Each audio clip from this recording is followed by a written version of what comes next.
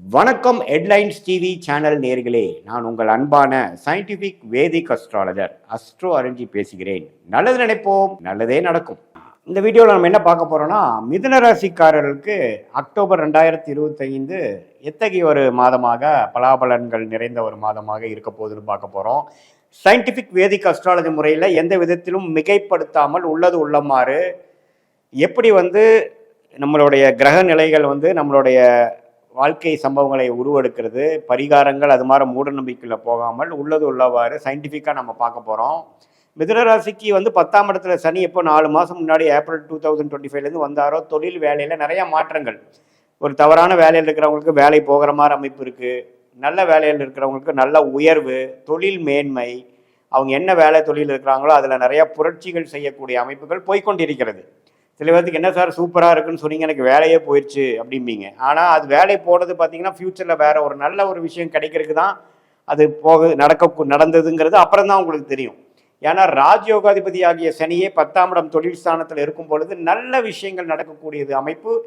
பொதுவான அமைப்பான கோச்சார் அமைப்புல ஆண்டு கிரகத்தின் சஞ்சாரத்தில் மிதுன ராசி கிடைக்குது.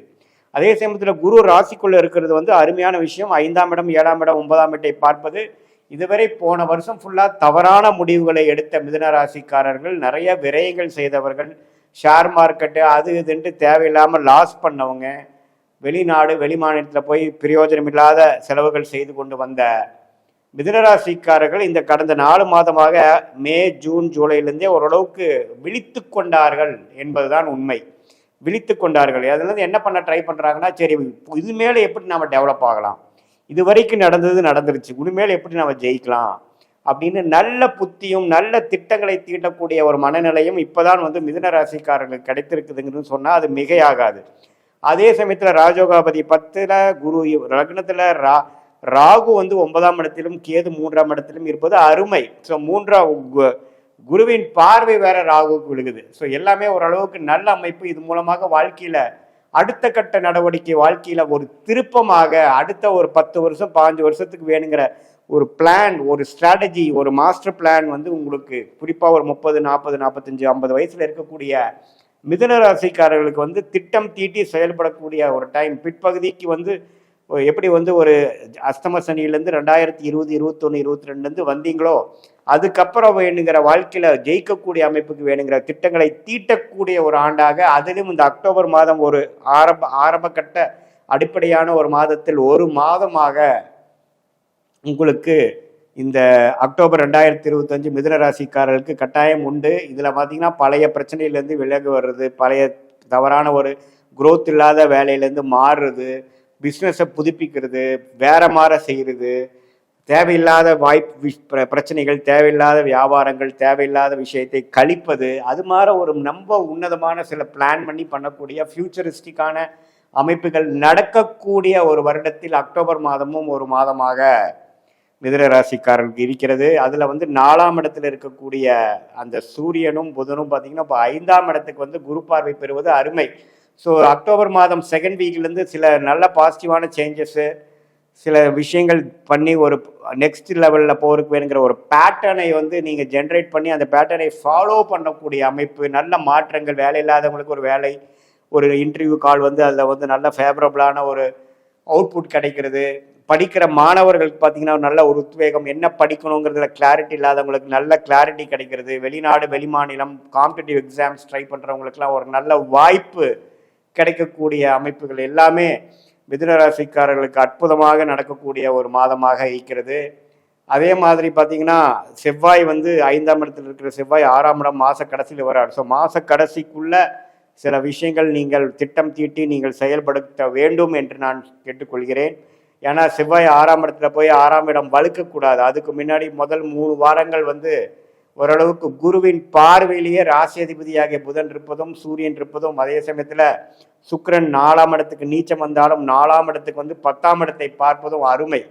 ஸோ இதெல்லாமே ஒரு குளோரியஸான ஒரு நல்ல ஒரு லக்கான டைம், ஒரு யோகமான ஒரு காலகட்டத்தில் முதல் 3 வாரமாகி அக்டோபரில் சில விஷயங்கள் சாதித்து கொள்ள வேண்டும். சில விஷயங்களை இதுவரை கடன் அடைப்பது, போன வருஷத்தில் செய்த பிரச்சனைகளை வெளியில் வர்றது, வம்பு வழக்குகள் வெளியில் வர்றது, கடனை அடைப்பது, அது மாதிரி சில விஷயங்கள்லாம் பாசிட்டிவாக செய்து கொள்ள வேண்டிய ஒரு மாதமாக மிதுன ராசிக்காரர்களுக்கு இருக்குது. அதே மாதிரி இல்லத்தரசிகளுக்கு பார்த்தீங்கன்னா அவங்கள இது வரைக்கும் வந்து மனசோர்வாகவும் எது சொன்னாலும் கேட்காம இருக்கக்கூடியது, குடும்பத்தில் வந்து பெரியவங்களுடைய உடல்நிலை கோளாறுனால பல பிரச்சனைகள், நிறைய செலவுகள், மனசில் நிம்மதி இல்லாத ஒரு அமைப்புகள்லாம் கொஞ்சம் படிப்படியாக நீங்கி எல்லாமே ஓரளவுக்கு சீராகக்கூடிய ஒரு அற்புதமான ஒரு மாதமாக இது வந்து ஒரு எதிர்காலத்தில் ஒரு ஆரம்ப ஒரு நல்ல ஒரு ஸ்ட்ரெச் ஆஃப் இயர்ஸாக கொடுக்கக்கூடிய professional growth and personal growth கொடுக்கக்கூடிய மிதுன ராசிக்காரங்களுக்கு ஒரு ஆரம்பகட்ட மாதத்தில் அக்டோபர் மாதமும் ஒரு அற்புதமான மாதமாக இருக்குது. குழந்தை பேர் எதிர்பார்க்குறவங்களுக்கு குழந்தை,